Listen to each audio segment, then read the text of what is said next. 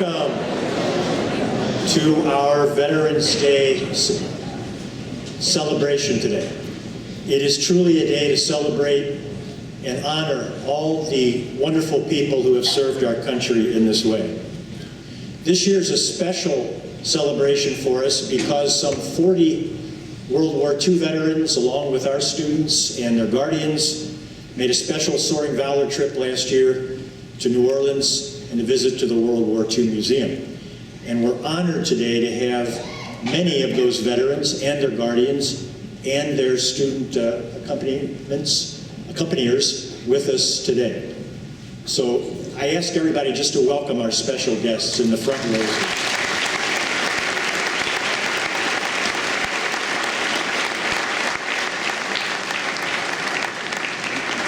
And I know that there are many other members of our school community who have strong connections with the military. So students, faculty and staff members, alumni who may be here today, if there's somebody in your family who has served, and students who are considering going into military service, if you could just stand so we can recognize you for a moment.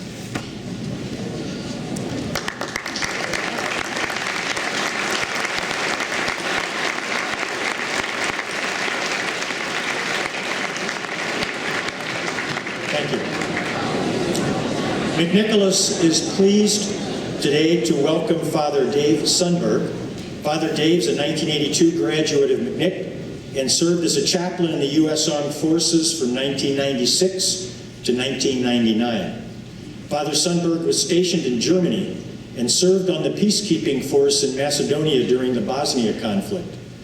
Back in April, at our 10-year rededication of our memorial site, Father Dave provided our spiritual leadership with an opening prayer and a blessing of the site. He's with us again today to provide our opening prayer. Father Dave.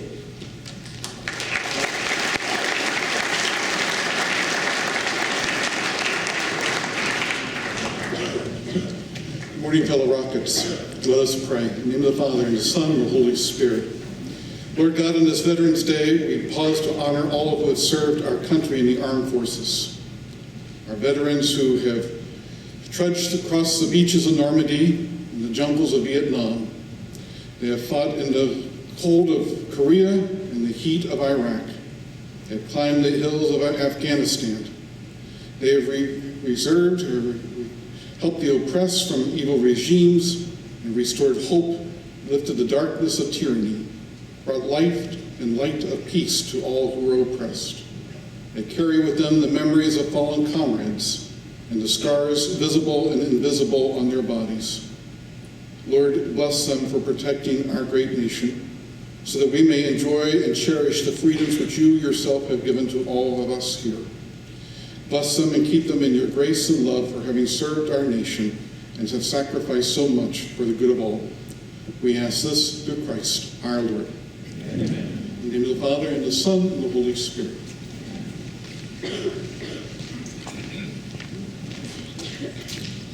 Thank you, Father Dave. Now I ask you to please rise for the Pledge of Allegiance and to remain standing for the playing of our national anthem. I pledge allegiance to the flag of the United States of America and to the republic for which it stands, one nation under God, indivisible, with liberty and justice for all.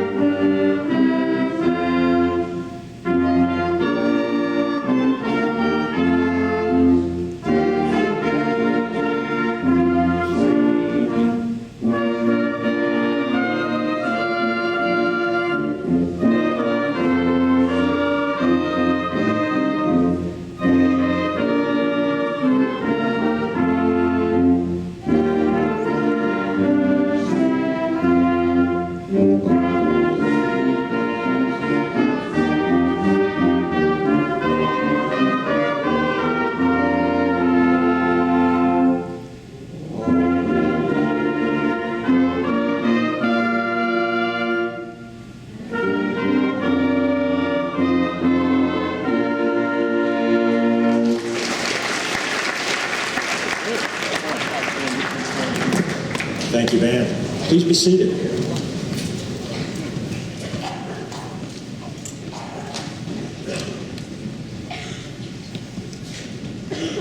Our next guest is here to introduce our speaker today. So I will introduce the introducer. Colonel Todd Maher spent 30 years between active duty and National Guard, leading soldiers from the platoon to brigade level in combat, peacekeeping, and homeland defense operations. He graduated as a distinguished military graduate from Xavier University, the Army ROTC program, and is a member of their Hall of Fame. He holds a master's degree in international strategy from the U.S. Army War College, and his awards include the Legion of Merit, the Bronze Star, and the Purple Heart. He's a native of Cincinnati, and his 3 children are graduates of McNicholas. He was a key organizer for the Soaring Valor 14 trip last April, bringing McNicholas into the program. Please welcome Colonel Todd Maher.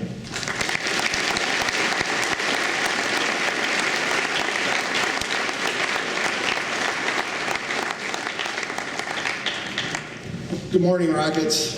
Good morning. Let's try that again. Good morning, Rockets. Good morning. Much better. So, you heard in the introduction that I played a small part in putting together this Soaring Valor trip this past April. And as part of that, I was doing it actually through the GE Veterans Network, and one of my colleagues from that time period, Jerry's here, worked at GE and was involved in Veteran Network, and we had a partnership with the Gary Simmons Foundation. And as I learned more about what the foundation did, not only for our veterans past, but also our veterans present, and they told me about the other part of Soaring Valor that I didn't know, and that was the historical part about bringing in the students, the high school students. And they asked me if I could get a high school. And the first thought in my mind was Archbishop McNicholas. So I knew you guys wouldn't let me down. I sent a note to Coach O, and I said, hey, we need to put this thing together. You guys got first shot at it. And he came through, and with the help of the faculty and Jim Hay, who does an outstanding job with your alumni veteran committee, we made this thing happen. And I know it would. I knew you'd do a great job as a student body, the ones that were fortunate enough to get to go, and heard nothing but great feedback on the high school, so you all should be proud. Thank you.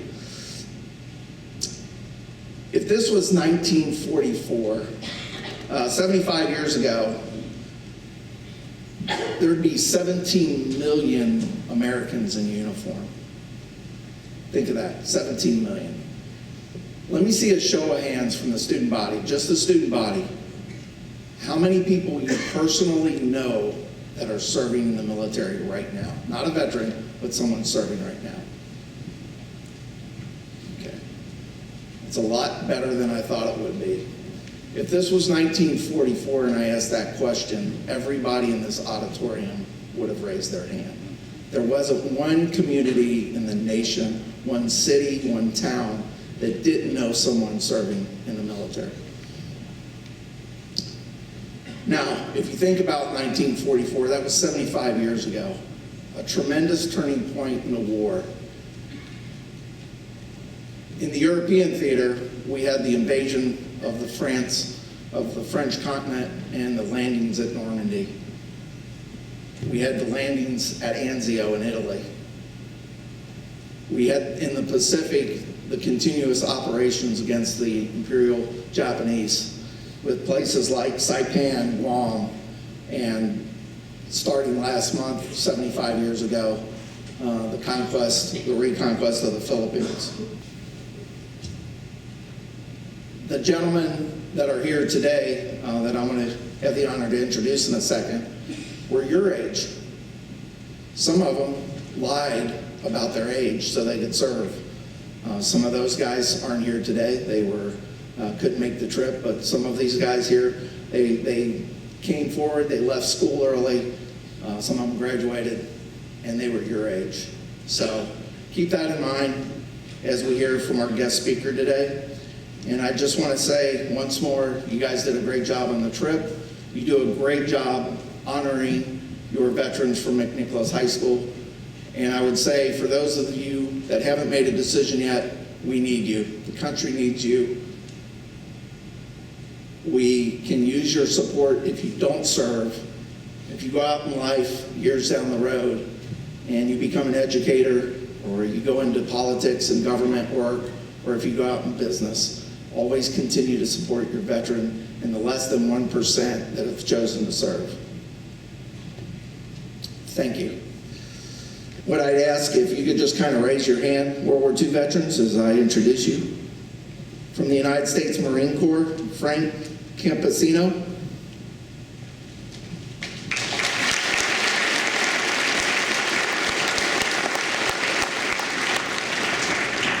From the United States Navy, Harold Cook.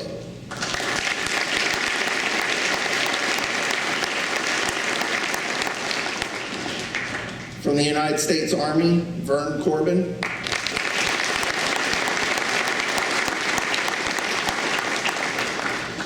From the United States Navy, William Ernst.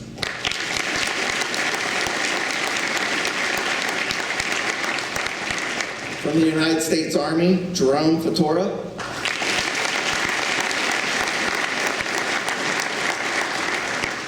Scheduled to be here but not here today, but his guardian is here. I'd like to recognize Bud Neflin, United States Army Air Force.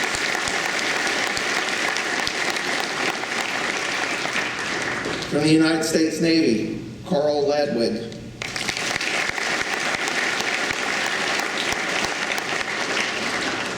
From the United States Army, Manly McGee III.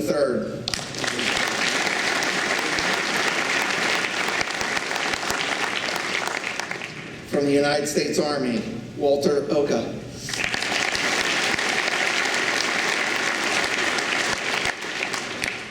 From the United States Army, Donald Petersman.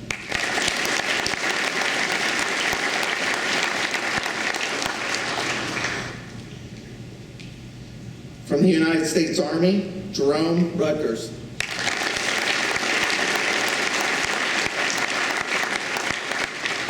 I'd also point out that his grandson is accompanying him. He was also his guardian on the trip and is a veteran of Operation Iraqi Freedom.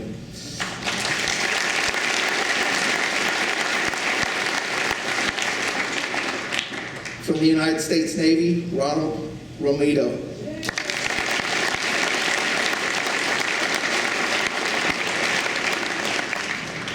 From the United States Navy, Noah Schweitzer.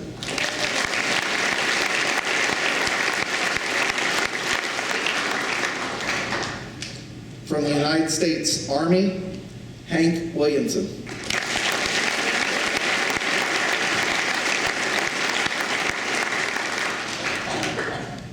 And there's one last name I have to introduce, and that would be our guest speaker.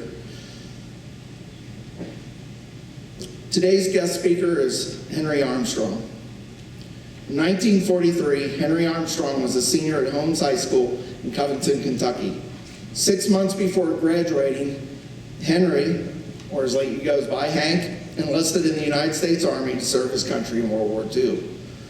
Hank attended basic training and then artillery school, which he'll be sharing momentarily with you what that was all about, because he actually went to artillery school twice. I'm looking forward to hearing that explanation. Hank served in the European theater of operation during the war under General George S. Patton. He's here to share stories of his time in Europe, so get ready. Hank ended up serving 41 years, reaching the rank of Command Sergeant Major, which is the highest rank an enlisted soldier can attain. Sergeant Major Armstrong, now retired, lives in Cincinnati with his wife of 62 years, Patricia. 6 children blessed Hank's life in total, and he currently has 2 living sons and a daughter. These 6 children have gifted him 12 grandchildren, 29 great-grandchildren, and 5 great-great-grandchildren.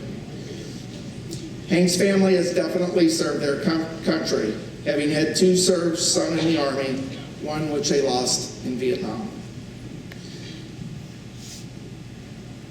Among his grandchildren, he has a U.S. Marine, a U.S. Air Force, and 2 in the Army.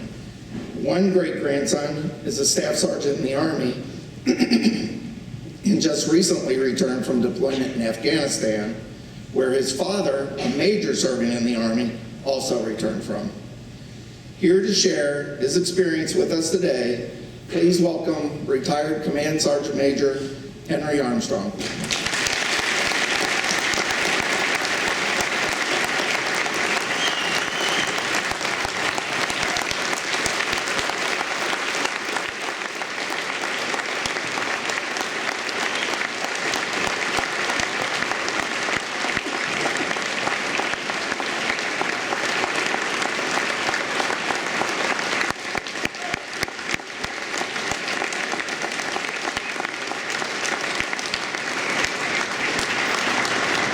It is an honor to be here today.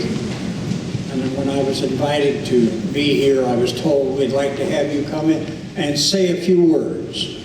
So I'll do just that, a few words.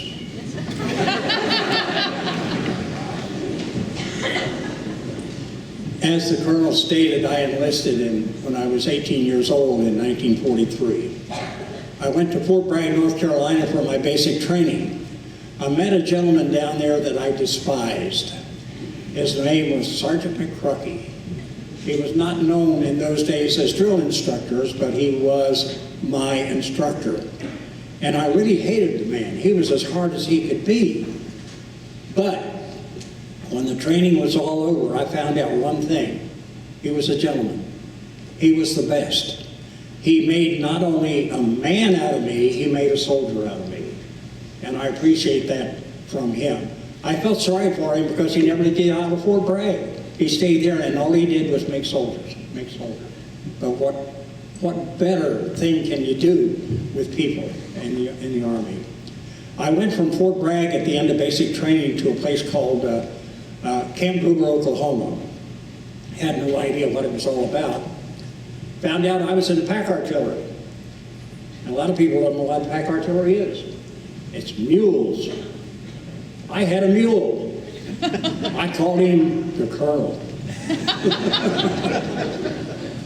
But we moved from there to Fort Carson, Colorado, formed the 71st Infantry Division, and became a pack unit. We were scheduled to go, at least we thought, to the South Pacific, because they used a lot of mules in the Philippines and down in that area.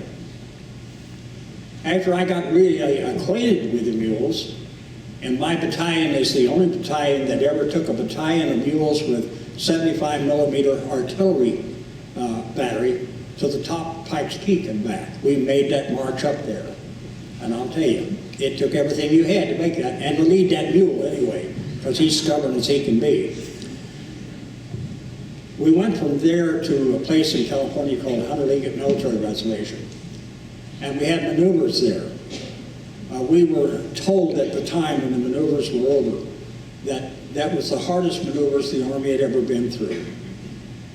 We got rid of the mules. And when we did it at night when it was cooler.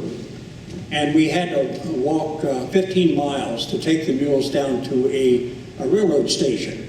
So they gave me 2 mules, one on this hand and one on this hand. I walked down the road at night. We got 300 mules behind us. And a deer stepped out of the woods. Scared that mule in the rear. I had 300 mules stampede over the top of me.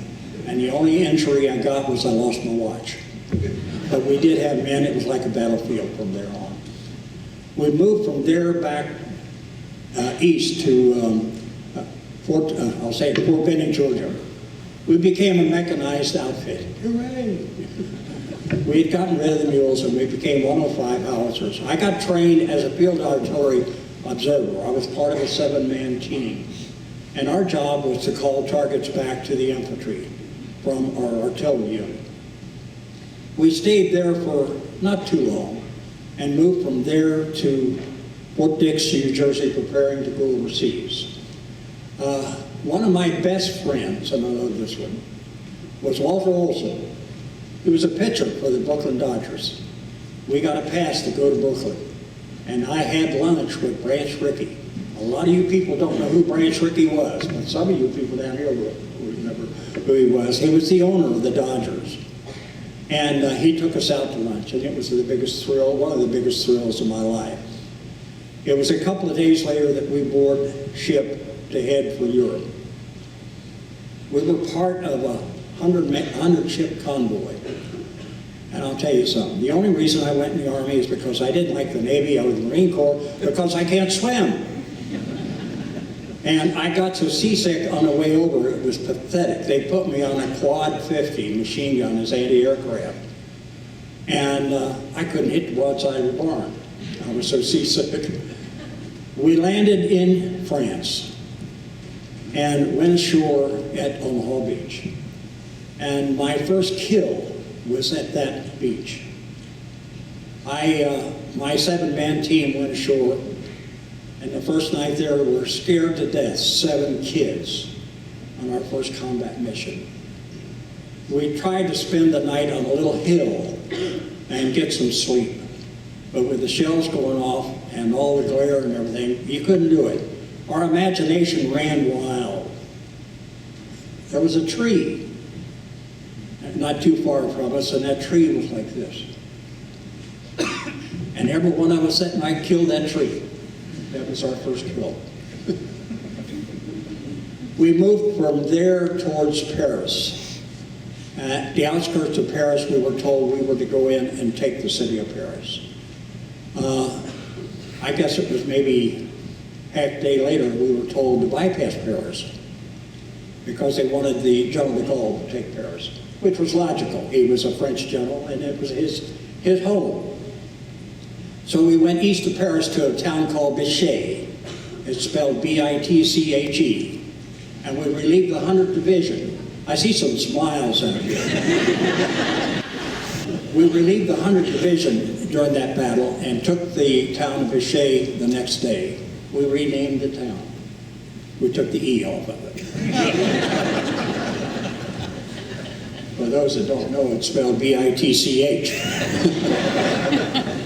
We moved through France and traveled many small villages and towns, just division moving pretty fast, really. And we got up to the Maginot Line, we crossed the Maginot Line, we got over to the Rhine River. And like I said, I was part of the artillery observation team, and we were on a second-floor building. And I'm looking out the window at night with my field glasses, and I'm calling back targets to our artillery fire direction center. And I just called back for a fire mission, and one of our own shells landed on the roof of the building that I was in and blew the roof in on top of us. And we're all covered with plaster and debris and everything else. And the lieutenant started calling the roll, and he called everybody, and he got to Hank, and Hank answered. And he got to Phil, and Phil didn't answer. And he called Phil again, and he still didn't answer. And he called Phil the third time, and we finally started looking for Phil. We found Phil sitting over against the wall, and the whole front of his jacket was just a mess, just a gory mess. And we started yelling for medics, and we got to him. We all carried sulfur powder in those days. And when we got to him, we ripped the jacket open. We found that Phil had a can of C-ration beans inside of his jacket. And the shrapnel had ripped the beans open. And he thought he had his hand inside of his stomach. But Phil wasn't hurt. Except his dignity. But Phil this day loves canned beans. We moved across down the river when that battle was over. We moved down the river and crossed that pontoon bridge that a lot of you have seen on the newsreels from back then. And I got to the other side, and I saw a friend of mine, and I got off the vehicle and was talking to him. There were about 20 of us. And General Patton came down. And General Patton is always dressed fit to kill. He's got his chrome-plated helmet on. He's got his pinks and green uniform on. He dressed like he's going to a dance. But we thought he was one of the greatest. I still think he was the greatest we had over there. But when he got through giving a speech about how proud he was of the men that served under him, he says, "I've got to leave my mark in the river." You're ahead. And he did. He unzipped his pants and he peed in the river. Now, if a lot of you would like to see that picture, I've got it right here. We moved on inland, got into Germany and went through so many different places in Germany. And there was one place that we went to called Coburg, and the town wouldn't surrender. And we tried our best to get them to surrender without any fight, and they wouldn't do it. So we put one round of 105 artillery through the city building, and they surrendered, just like that. But while we were waiting for, we gave them 24 hours, and while we were waiting for them to surrender, a few of us went out in the woods and were just walking around the woods, and one of the guys was walking out ahead of us, and he just disappeared in the hole in the ground. And we couldn't figure out where in the world he went. And we found him in the hole, and we found that the civilians of Coburg had dug a big ditch, several of them, in the woods. And they'd put all their personal valuables and food, extra food, and everything like this in carts and put them down in the ditch, put logs across the ditch, and covered them up. Well, we found them. We lived pretty good on the food we found, too, because we'd been living on cheese and K rations for a long time, so finding hams and things like that down there was a real treat. We moved from there, and I've been told to make it short. We moved from there all through southern Germany, and we came across into Austria. Now my team is moving down a dirt road, and we found a railhead, 2 boxcars alongside the railhead, and outside were just huge piles of rags, taller than me. And we began to check, see what it was. Found that rags contained the bodies of women, children, and little babies. They'd all been machine gunned as they got off the boxcars. I said, I'm not a killer at heart. I have no problem if I ever got a hold of the guy behind the machine gun and putting a bullet through his head. But we found all of these, and it really tore us up. There's 7 of us. We couldn't do anything about it, so we went on down the road. We still had a mission to go on down that road. And as we went down the road about another half mile, we came across a concentration camp. We didn't know what a concentration camp was, but we found hundreds of bodies laying out in the woods that they didn't bother to bury. I'd always had a problem seeing the men. Their pants were always down around their knees. And I thought, what kind of sick people do we have that when they're dead, they pull their pants down around their knees? And then it wasn't until years later it dawned on me, they didn't do that. They were not fed. They were skin and bones. And when they died, they had to hold their pants up.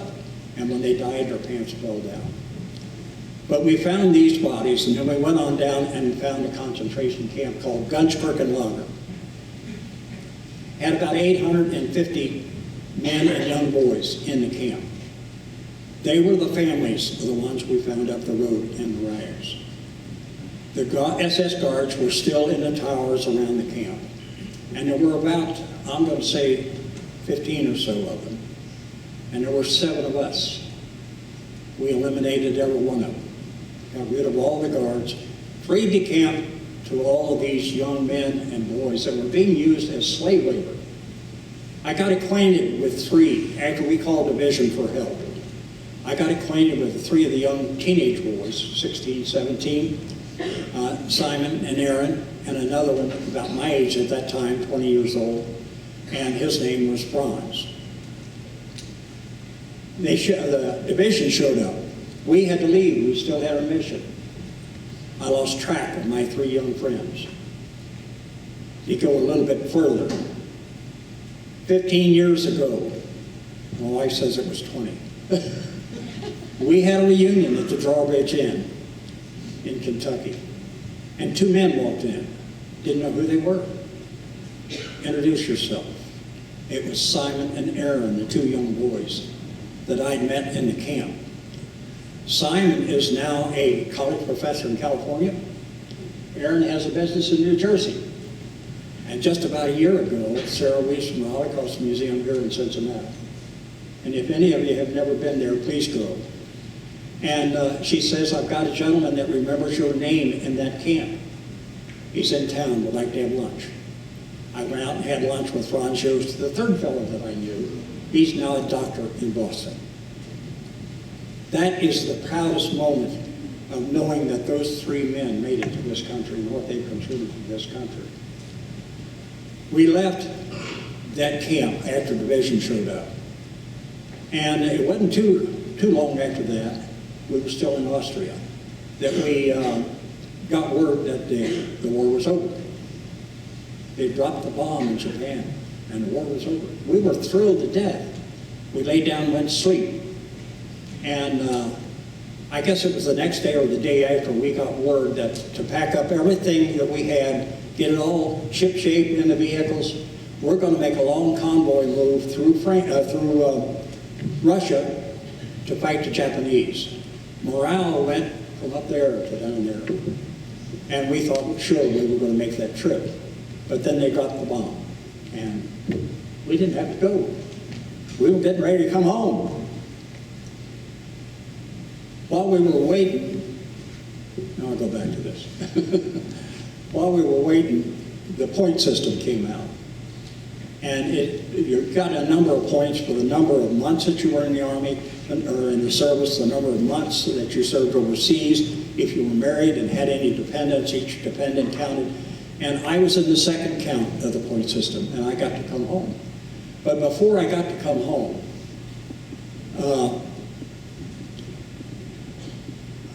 we got passes to travel around the country. I got to go back to Paris and see Paris as it should have.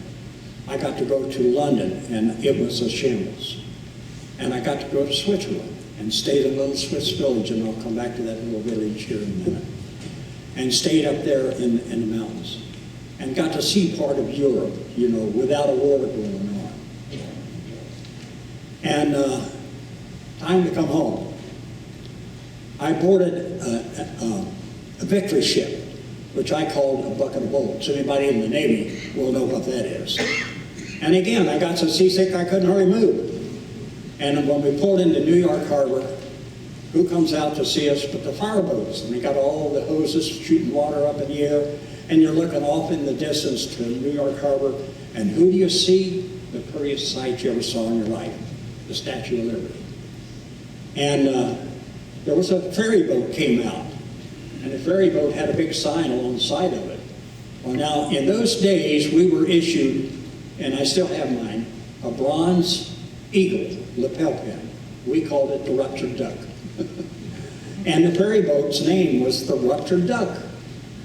And along the side was another sign along the side of the boat, and it said Sullivan. And I thought, boy, that's a big name for a ferry boat. And we got to looking at it, and it dawned on us. We had a Sergeant Sullivan aboard. And we found Sully and brought him over to the rail, and he put his glasses on. His mother, it was at one end of the sign, his wife at the other end of the sign. It took 9 of us to keep him from going overboard. He was going to join his family. But we pulled into New York Harbor, and we unloaded. And the Red Cross was there. They had fresh milk. I hadn't had fresh milk in over a year. I must have drank a gallon. And then we moved on back into New Jersey and prepared to come home. The commander came to me and asked me if I would stay an extra day and help deactivate that division. And I thought, oh, all right, out of the goodness of my heart, I'll do that. And I stayed. But coming home, I had a private room on the train to come back to Cincinnati. But I came through Indianapolis, Indiana. And I had no idea what I was going to do or what I was going to be when I came home. I hadn't given it any thought, to be truthful with you. But the Army had treated me good, and I decided to re-enlist. So I re-enlisted for another 3 years in the Army. I've served in the Army since that time in any number of schools. I got my college degree while I was in the Army. The Army military bases at that time would have an annex to a local college, and you could go there and get your degree. I've traveled from coast to coast. I've been to the SEAL School in California. I spent 6 months in the Pentagon. I've qualified in military intelligence. I've qualified in psychological operations. And if a lot of you don't know what that is, you're psyoped every day. You don't realize this, but you're psyoped every day. You'll see an ad on television telling you to buy this, buy that, and you go buy it, they got you. That's what psyop's all about. You've got to change your way of the mind, the way of thinking. And I guess a number of places that I went. When it came to retirement, I really didn't want to. But I've been retired since 1984, after 41 years. And I would go in today if they would take me. But they don't want a 94 or 95-year-old man in the Army anymore. But I would like to end what I'm saying with a song. Hush. I told you I made the trip to Switzerland. And while we were staying at this Swiss village, the shepherds brought their flocks into the edge of the town that night. And they would have a big bonfire. And they would sing old folk songs and tell old folk stories. And it was a thrill for us that had never seen anything like that. And we had a translator. And one of the shepherds sang a song that I fell in love with. And I asked the translator if he could teach it to me. And she went to him, and he only spoke Swiss. So he taught it to me in Swiss. And after I learned it in Swiss, I had it later on translated into English. And I'd like to sing that song for you at this time, if you don't mind. Now, I'm not the best of voice. And the name of the song is called The Cry of the Lost Sheep. And I'd like to sing it in Swiss first, if you don't mind. It's short. And it goes something like this. The Cry of the Lost Sheep. Bah, bah. And in English, it goes like this. Bah, bah. Thank you.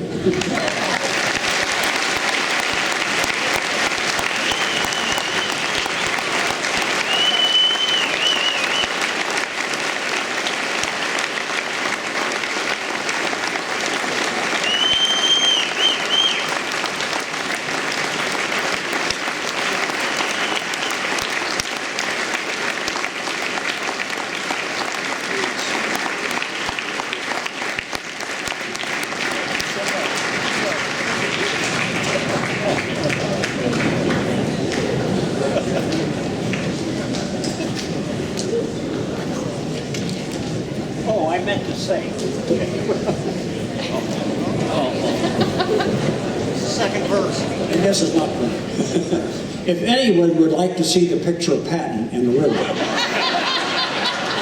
I have it here. If anybody would like to see me climbing up the mountain at Pikes Peak with a mule, I have it here.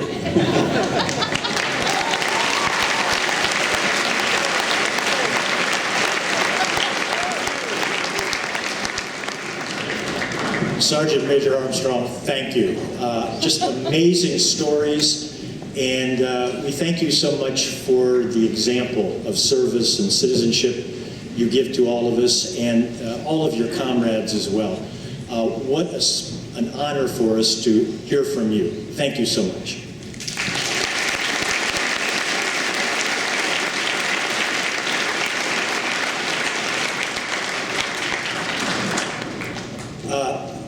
Mr. John H. Brown, who served in World War II and in Korea and in Vietnam, my notes say. We overlooked introducing him at the beginning, and unfortunately he has had to leave early. So let's give him a round of applause.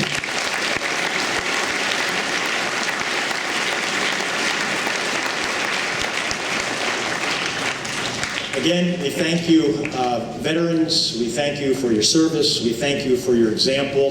This is the best sort of education all of us here at McNicholas could have. We owe our event today, the planning, the leadership of it, this event and also events in the past, and I hope in the future, to Mr. Jim Hay, a remarkably wonderful McNicholas alumnus who is the chair of our Military Memorial Committee and who pulls together this event for us every year. Mr. Hay, thank you.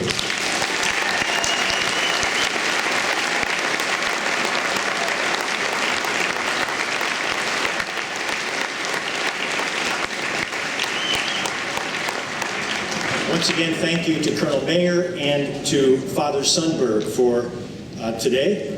And we are ready to dismiss. We're going to ask our veterans to remain here. We have some coffee for you and can chat a bit here while the students go back to class.